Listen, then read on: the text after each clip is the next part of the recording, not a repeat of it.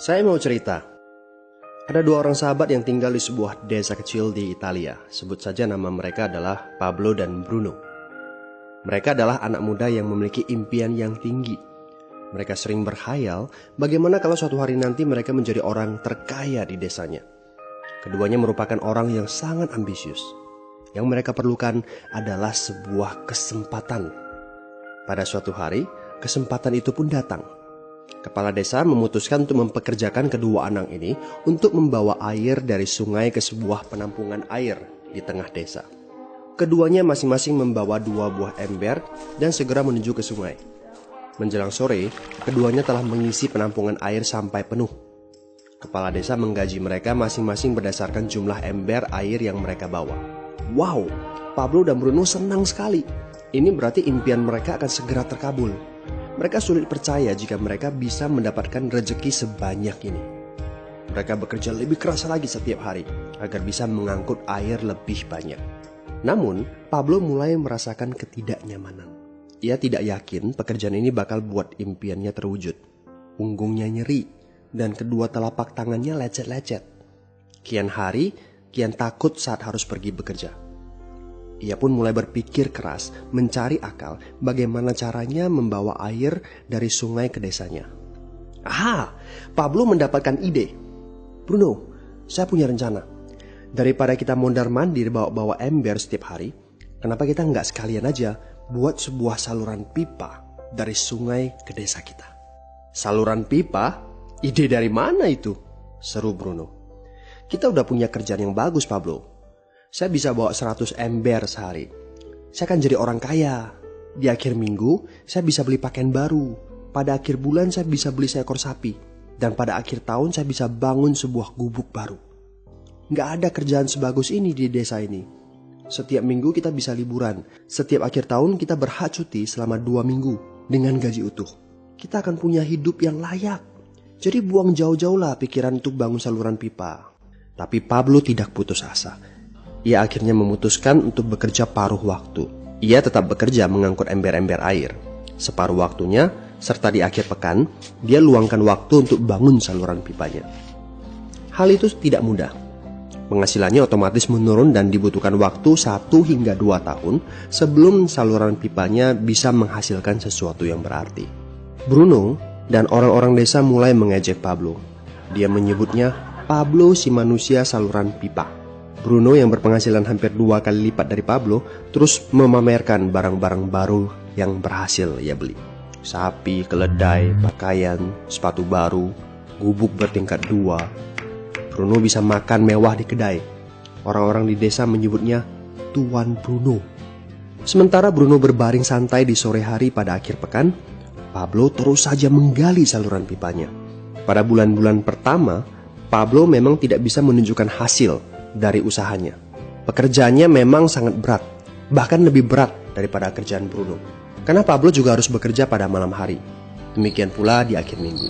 Tapi Pablo selalu mengingatkan pada diri sendiri bahwa impiannya dibangun berdasarkan pada perjuangan yang dilakukan hari ini. Dari hari ke hari, dia terus menggali, inci demi inci. Sedikit demi sedikit, lama-lama jadi bukit. Dari 1 inci kemudian menjadi 1 kaki. Kemudian jadi 10 kaki. Kemudian 20 kaki, 100 kaki, dan seterusnya. Bersakit-sakit dahulu, senang-senangnya kemudian. Demikian dia terus menyemangati dirinya sendiri. Sepulang kerja, tubuhnya lelah sekali. Fokus pada hasilnya. Kata-kata itu terus ia ulangi dalam hati setiap hari saat dia pergi tidur.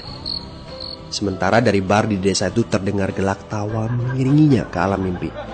Ayo, fokus pada hasil akhir.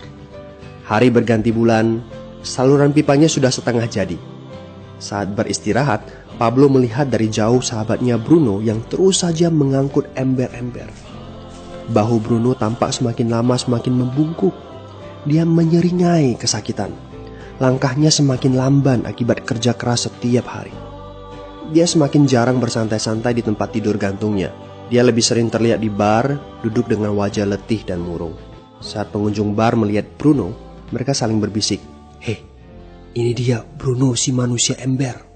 Dia lebih suka duduk sendiri di sudut yang gelap ditemani botol-botol kosong di sekelilingnya.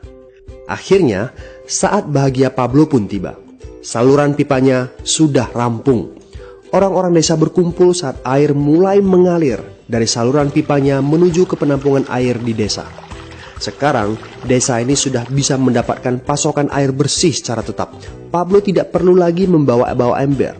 Artinya, airnya akan terus mengalir, baik dia sedang bekerja maupun tidak. Air itu mengalir saat dia makan, saat dia tidur. Air itu mengalir di akhir minggu ketika dia asyik bermain. Semakin banyak air yang mengalir ke desa itu, semakin banyak pula uang yang mengalir ke kantong Pablo. Apa moral dari cerita ini? Pertanyaan yang paling penting untuk kita renungkan adalah, siapakah Anda? Seorang pembawa ember atau seorang pembuat saluran pipa? Apakah Anda hanya mendapatkan penghasilan jika Anda datang ke tempat kerjaan, seperti Bruno pengangkut ember? Atau Anda termasuk orang yang bekerja hanya sekali saja, kemudian Anda dibayar terus-menerus, seperti Pablo pembuat saluran pipa? Jika Anda termasuk orang kebanyakan, itu berarti Anda bekerja dengan menggunakan pola pembawa ember. Anda membarterkan waktu untuk mendapatkan uang. Maksudnya, bekerja 1 jam dibayar per jam, bekerja 1 bulan dibayar per bulan, bekerja setahun dibayar per tahun. Masuk akal kan? Masalahnya, dengan sistem pembawa ember, masuknya uang akan berhenti saat kita berhenti bawa ember. Artinya pendapatan kita hanya sementara alias tidak langgeng.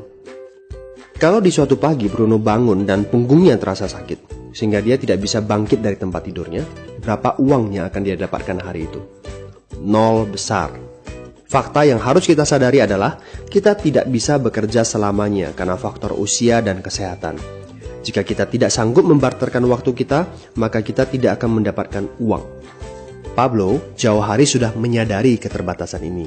Karena itulah dia langsung berpikir untuk menciptakan suatu sistem yang memungkinkan dia untuk terus mendapatkan bayaran baik dengan cara barter waktu ataupun tidak. Pikirkan ini.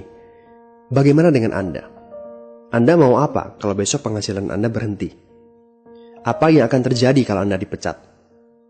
Apa yang terjadi kalau kemudian Anda sakit atau cacat sehingga tidak bisa membawa ember lagi? Bagaimana seandainya perawatan kesehatan yang mendadak yang harus Anda jalani menghabiskan uang tabungan Anda? Apa yang terjadi bila uang tabungan Anda itu langsung menguap dalam semalam? Kalau penghasilan Anda berhenti besok, untuk berapa lama Anda bisa membayar hipotek Anda? Cicilan rumah, mobil Anda, ataupun untuk biaya sekolah anak-anak Anda? 1 tahun, 6 bulan, 3 bulan, atau 3 minggu? Jelas. Apakah Anda bekerja sebagai penyapu jalan, bekerja di kantor, punya jabatan tinggi, atau memiliki toko, seorang profesional di bidang tertentu, tetap saja Anda membarterkan antara satuan waktu dengan satuan uang. Apakah dengan cara demikian Anda akan aman? Satu-satunya jalan untuk menciptakan keamanan yang sesungguhnya adalah seperti yang dilakukan oleh Pablo, yaitu membangun saluran pipa saat Anda masih bekerja sebagai pembawa ember. Dengan membangun sebuah saluran pipa, Anda cukup mengerjakan pekerjaan sekali saja, capeknya sekali saja, tetapi Anda akan dibayar terus-menerus. Saluran pipa ini akan memberikan Anda penghasilan walaupun Anda sedang tidur ataupun Anda sedang main. Penghasilan ini juga akan terus Anda peroleh setelah Anda pensiun, pada saat Anda sedang sakit ataupun cacat sehingga tidak bisa bekerja, dan juga dalam situasi darurat. Inilah yang disebut sebagai penghasilan pasif. Anda tahu, saat ini kami sedang membangun saluran pipa yang akan memberikan penghasilan pasif. Mau tahu caranya? Hubungi teman yang meminta Anda untuk menonton video ini. Dia punya akses untuk informasi yang Anda butuhkan. Mintalah video lanjutannya, atau jika memungkinkan, bertemu langsung dengan teman Anda.